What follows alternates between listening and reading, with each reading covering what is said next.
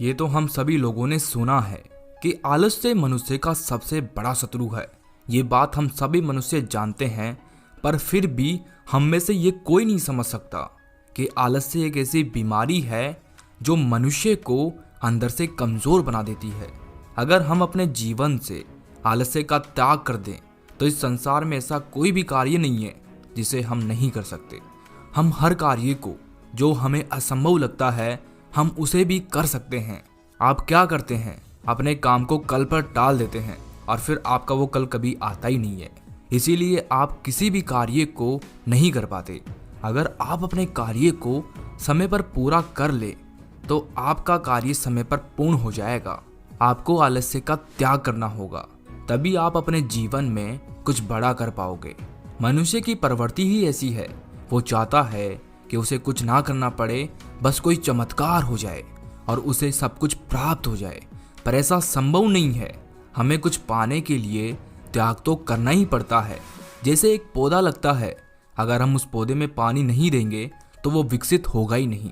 वो कुछ दिनों तक ऐसे रहेगा और फिर बिना फल दिए ही वो नष्ट हो जाएगा। हम उस पौधे में नियमित रूप से पानी डालें तो वो विकसित होगा और बड़ा होकर हमें फल फूल देगा। ऐसे ही हम मनुष्य का जीवन है। हमें जन्म तो मिल जाता है, लेकिन अगर हम इस जीवन में आलस्य करेंगे तो हमारी भी कभी वृद्धि नहीं हो सकती, हमारा भी विकास नहीं हो सकता। हम भी एक दिन बिना कुछ करे ही इस जिंदगी में समाप्त हो जाएंगे। लेकिन अगर हम अपने जीवन में कार्य को समय पर पूरा करें तो हम भी एक दिन कुछ बन जाएंगे। एक बार आलस्य से परेशान एक युवक गौतम बुद्ध के पास आता है और गौतम बुद्ध से कहता है कि महाराज, मुझे बहुत आलस आता है और मैं अपने इसी आलस की वजह से कुछ भी नहीं कर पा रहा हूँ और बहुत परेशान रहता हूँ और अपने इस आलस के कारण अपने जीवन की उन्नति नहीं कर पा रहा हूँ। मैं जो भी कार्य करने की सोचता हूँ तो वो कार्य मैं कर ही नहीं पाता। मैं उस कार्य को हमेशा कल पर टाल देता हूँ। मैं अपने जीवन में आगे नहीं बढ़ पा रहा हूँ। कृपया आप मुझे इस आलस से छुटकारा पाने का कोई तरीका बताएं। गौतम बुद्ध मुस्कुराए और उन्होंने उस आलसी व्यक्ति से कहा कि तुम्हें कैसे पता चला कि तुम्हारे अंदर आलस है? तब उस आलसी व्यक्ति ने गौतम बुद्ध से कहा कि मेरा पूरा परिवार मुझे आलसी बोलता है। परिवार ही नहीं, पड़ोसी भी मुझे आलसी बोलते हैं कि मैं एक आलसी व्यक्ति हूँ। गौतम बुद्ध ने कहा, क्या तुम मुझे इस बात का प्रमाण दे सकते हो कि तुम एक आलसी हो? उस आलसी व्यक्ति ने बुद्ध से कहा कि हाँ, मैं इस बात का प्रमाण दे सकता हूँ। बुद्ध ने कहा, प्रमाण दो। तो फिर उस आलसी व्यक्ति ने कहा कि मुझे पता है सुबह उठना मेरे स्वास्थ्य और मन के लिए लाभदायक है, लेकिन मेरा आलस्य मुझे सुबह जल्दी उठने ही नहीं देता। तब बुद्ध ने कहा, क्या तुम्हें पता है कि आलस्य क्या होता है? उस व्यक्ति ने कहा कि नहीं, मैं नहीं जानता आलस्य क्या होता है, लेकिन मैं बस इतना जानता हूँ कि ये आलस्य बहुत बुरा होता है।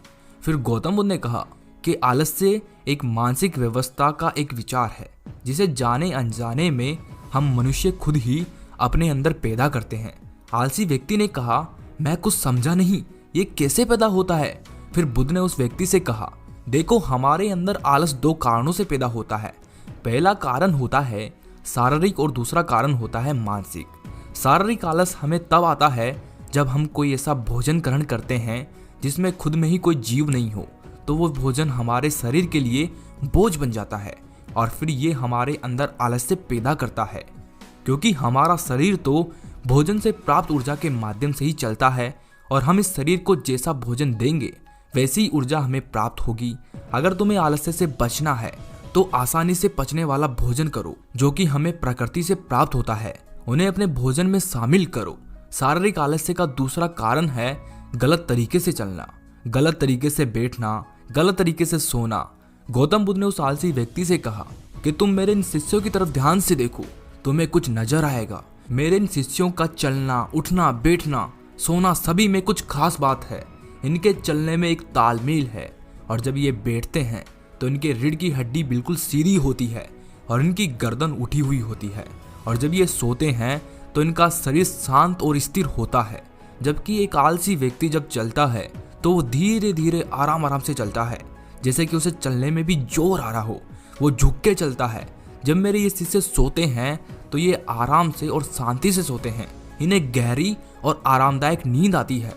तब उस आलसी व्यक्ति ने कहा कि बुध, क्या पर्याप्त नींद लेना भी जरूरी है? बुध ने कहा कि ना तो हमें ज्यादा सोना चाहिए और ना ही हमें कम सोना चाहिए। ये दोनों ही आलस्य का कारण होता है। हमें पर्याप्त मात्रा में ही नींद लेनी चाहिए। अगर हम रात को ठीक तरह से सो नहीं पाते, रात को लेट सोते हैं और सुबह जल्दी उठ जाते हैं, तो हमारा दूसरे दिन का हाल बहुत खराब हो जाता है। तुम्हें थकान होगी और उस पूरे दिन में तुम्हें आलस आएगा।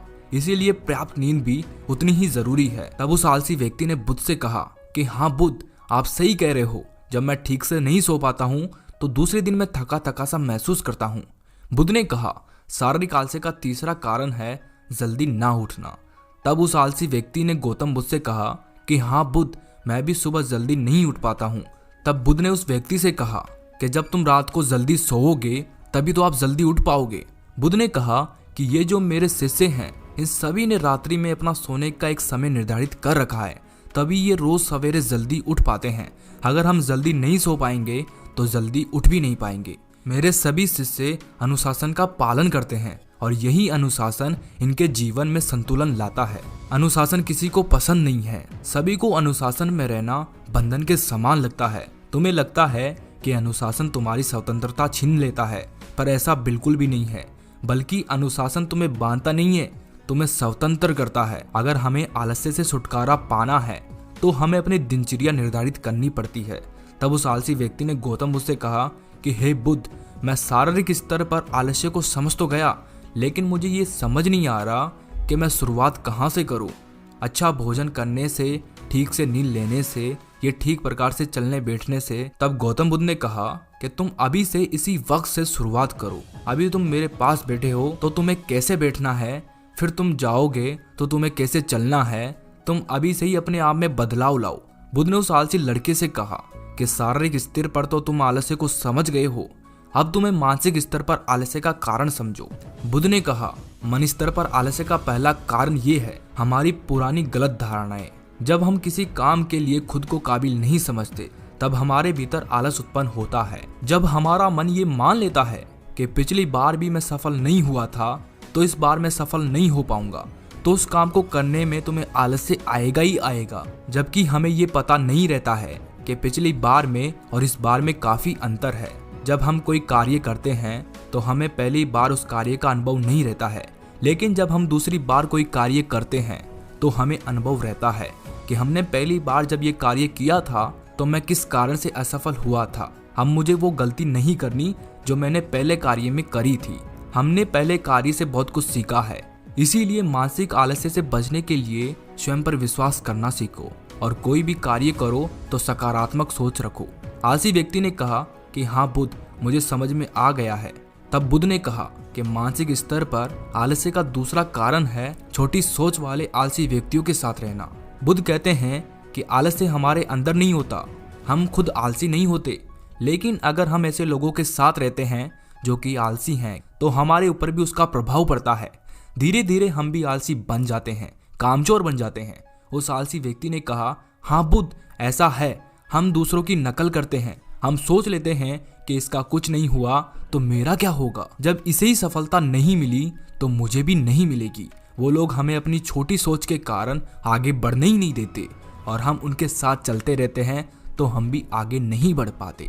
वो लोग हमारे अंदर नकारात्मक भाव पैदा कर देते हैं। फिर बुद्ध ने कहा कि सबसे पहले तो तुम उन आलसियों और कामचोर व्यक्तियों की संगति से बचो, उनके साथ रहना बंद करो, तभी तुम कुछ कर पाओगे। बुद्ध ने फिर आगे कहा कि मानसिक आलस्य का तीसरा कारण है काम को टालने की आदत। तुम आज का काम कल पर और कल का परसों पर टाल देते हो और तुम्हें पता ही नहीं चलता कि कब वो तुम्हारी आदत बन जाता है और ये आदत तुम्हारी जिंदगी बर्बाद कर देता है।